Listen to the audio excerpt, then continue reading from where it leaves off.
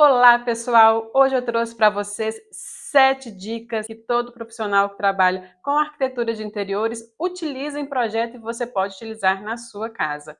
Bora nessa? Vamos começar pelas almofadas, que são elementos simples, baratos, que você pode comprar para sua casa, que vão fazer total diferença. E o legal das almofadas é que você pode comprar esses enchimentos com tamanhos diferentes para fazer o que a gente chama de layers. Você pode ir trocando estas capas de almofadas para ficar de acordo com a sua decoração. E é legal também a gente sempre agrupar em números ímpares. Pode ser um grupo de 5, simétrico, pode ser 3 almofadas de um lado, 2 de outro. Você pode variar estas estampas, fazer uma combinação de uma estampa floral, uma estampa geométrica com uma almofada lisa. E um dos erros que as pessoas cometem é comprar apenas uma almofada, deixar uma em cada canto do sofá, ela fica ali murchinha, tadinha. Eu já tive essa experiência de almofada murcha. O que eu fiz? Eu coloquei 2 enchimentos dentro de uma mesma capa de almofada e fez toda a diferença. A gente tem um grupo de 3 almofadas, de um lado cada um com um tamanho diferente, com uma textura diferente, do outro lado a gente tem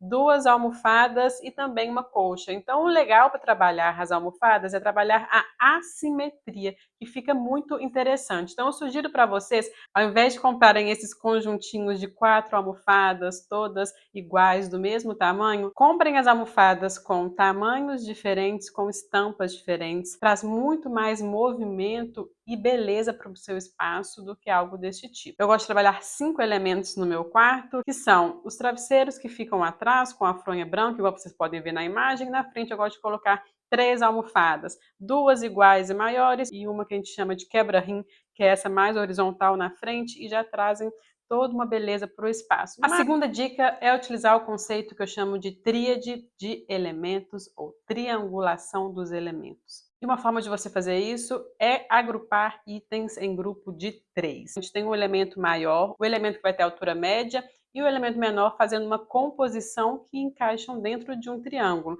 Vejam como fica muito mais interessante ao olhar se você comparar com a imagem do lado que tem apenas elementos na mesma altura. E a outra forma também é você utilizar essa triangulação na sua composição geral, na repetição de elementos, como a gente pode ver na imagem. A gente tem um porta-retratos aqui, um outro aqui embaixo, e quando você conecta eles formam um triângulo. E é assim que a gente vai fazendo a composição dos adornos no espaço. Tem um elemento alto, que é esse vaso com a plantinha, um elemento médio, que é aquele jarro com um marrom clarinho, o elemento mais baixo, que é aquele pote com tampa, e você pode colocar também uma bandeja embaixo, unindo todos esses elementos. E mais uma vez os travesseiros, mostrando que essa tríade funciona. A gente tem um elemento maior, um médio e um menor, com tamanhos diferentes, fazendo a composição. A gente tem um abajur, que é mais alto, a plantinha, tem aquele vaso que é mais baixo. E do outro lado a gente tem esse arranjo com flores que dá essa altura para esse elemento. A gente tem um elemento médio, que é um vaso que não tem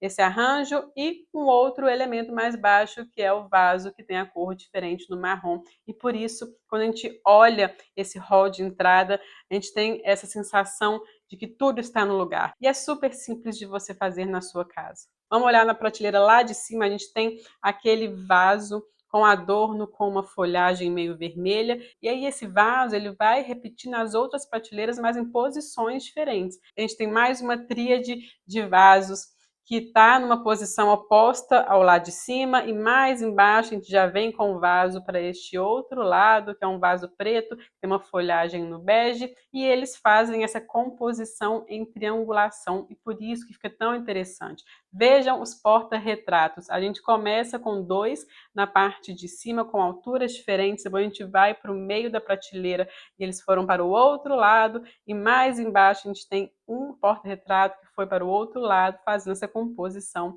em triangulação, e por isso que a gente tem a sensação que essa estante ela está com cheios e vazios bem preenchidos. A terceira dica, também muito simples de ser feita, é a decoração das paredes. E quando a gente fala nesse assunto, a gente está falando dos quadros. Como posicionar esses quadros na parede? Eu acho que esse é um erro que as pessoas cometem muito. A altura média desses quadros, elas têm que estar no olhar da pessoa que vai ver essa obra de arte na parede, nem tão baixa e nem tão alta. Então, uma boa referência para vocês é manter essa altura de 1,60 m do centro desse quadro. Então, vejam nesse exemplo que os quadros eles estão um pouco mais altos do que essa linha que eu mostrei para vocês. Parece que essa prateleira com esses quadros está flutuando na parte de cima da parede, porque ela está um pouco mais alta do que deveria estar. O correto seria ela ficar mais próxima ali do sofá, igual está nessa imagem, nessa altura que eu falei para vocês, de 1,60 m. E não estou falando da altura da prateleira em si, porque ela é a base,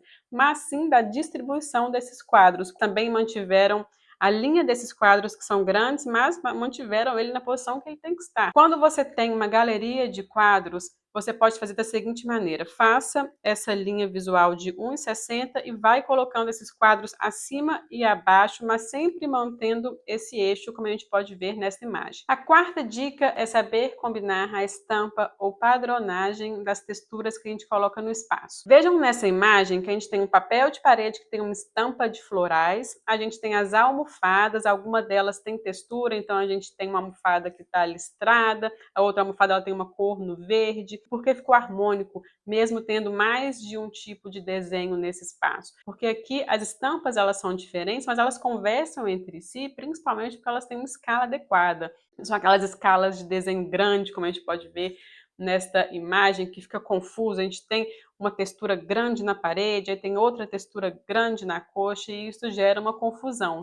Então, o segredo, quando a gente for trabalhar com mais de uma estampa ou padronagem no espaço, é fazer com que elas tenham uma escala menor e também que cada uma tenha um tipo. Você também pode aplicar essa estampa e padronagem na cortina. Nesse caso, a gente tem uma cortina xadreza, a gente tem aqui alguns elementos listrados nas almofadas, a coxa, ela também tem um quadriculado, assim como o tapete é quadriculado, mas essas escalas, elas são pequenas, cada uma tem um desenho. A gente tem essa questão da proporção dessas estampas no espaço. Então, a gente tem uma cortina que é xadrez, então a nossa parede ela vai ser lisa para contrabalancear essa questão de ter estampas e padronagem no ambiente. Mais uma vez as almofadas provando essa questão da estampa. Então aqui a gente tem uma tríade de estampas que sempre combina. Se você tiver na dúvida qual tipo comprar, vai nessa que vai dar certo. Uma estampa floral, uma estampa geométrica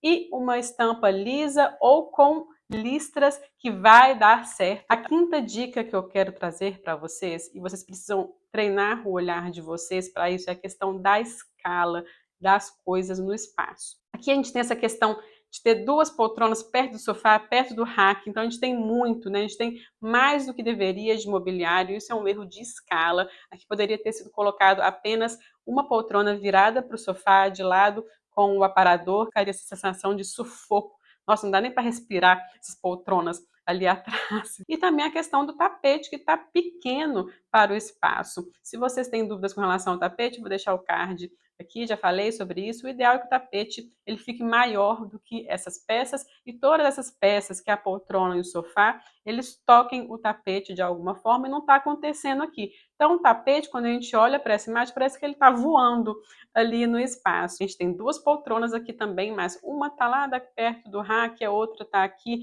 O sofá ele tem um tamanho ideal, o tapete ele abrange todo esse mobiliário no espaço e por isso a gente tem essa sensação de que a escala desses objetos no espaço ela está correta, porque é agradável de olhar. Diferente dessa imagem aqui, que é um erro que muitas pessoas cometem, que é comprar um sofá maior do que deveria ser para a sala que elas têm. Olha como que esse sofá ele está simplesmente servindo de uma cama no espaço que era para ser uma sala de TV e fica completamente desarmônico, está completamente fora de escala. Esse sofá ele tinha que ser um pouco menor pelo tamanho do espaço existente aqui. Colocar objetos pequenos nas paredes. As pessoas têm essa ideia errada de que meu espaço é pequeno, então por isso eu tenho que colocar adornos pequenos.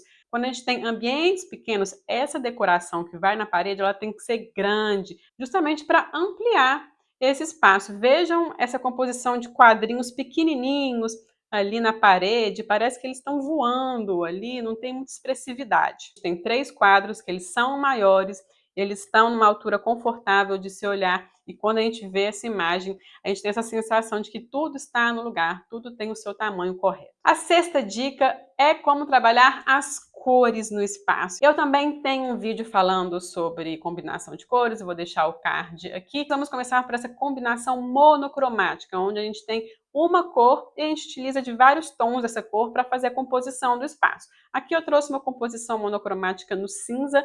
Eu acho que o cinza ele ganhou força nesses últimos anos como a decoração que todo mundo gosta de ter no espaço, por ter essa pegada mais clean. Já nesse espaço foi trabalhada a cor azul em diversos tons. A gente tem um azul mais escuro e mais saturado na cozinha. E aí na frente a gente tem esse jogo de almofadas que tem essa presença desse azul, uma hora mais claro, uma hora mais escuro. Agora vamos falar de outra combinação que é sempre muito interessante de fazer, que são as cores complementares. E nessa composição que eu trouxe, essas cores, elas estão bem presentes no espaço, é uma parede toda laranja, com o sofá todo azul e a almofada no laranja com azul, e que foi intencional ser dessa forma.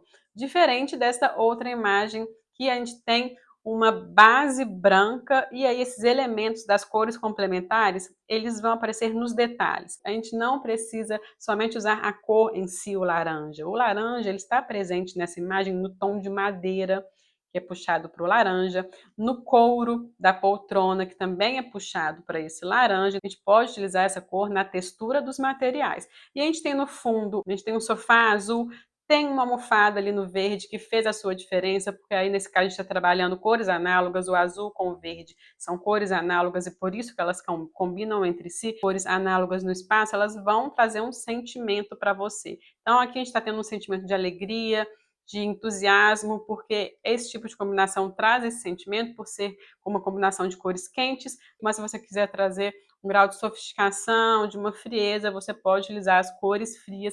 Cabe a você, mais uma vez, decidir que tipo de sentimento você quer trazer para esse ambiente. A sétima e última dica, que eu acho que é a mais difícil para as pessoas que não trabalham na área entender, é sobre coesão. Como ter uma casa coesa.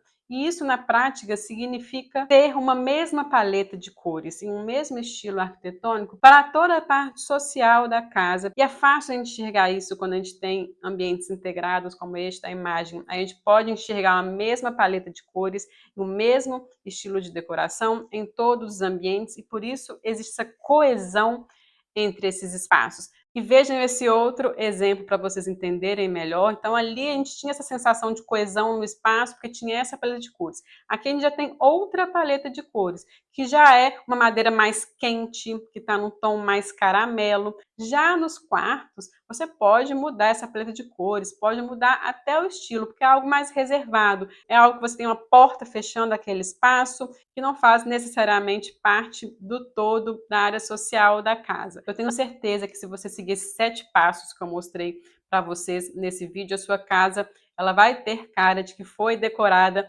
por um profissional da área, por um arquiteto de interiores, mas foi você mesmo que fez, você treinou o seu olhar para fazer a decoração da sua casa de forma certa e elegante. Eu espero que vocês tenham gostado desse vídeo. Eu vou sugerir mais 2 vídeos nesse mesmo assunto também para te ajudar. No primeiro vídeo eu mostro os 5 maiores erros que vocês fazem na sala de jantar de vocês, então não cometam mais esses erros.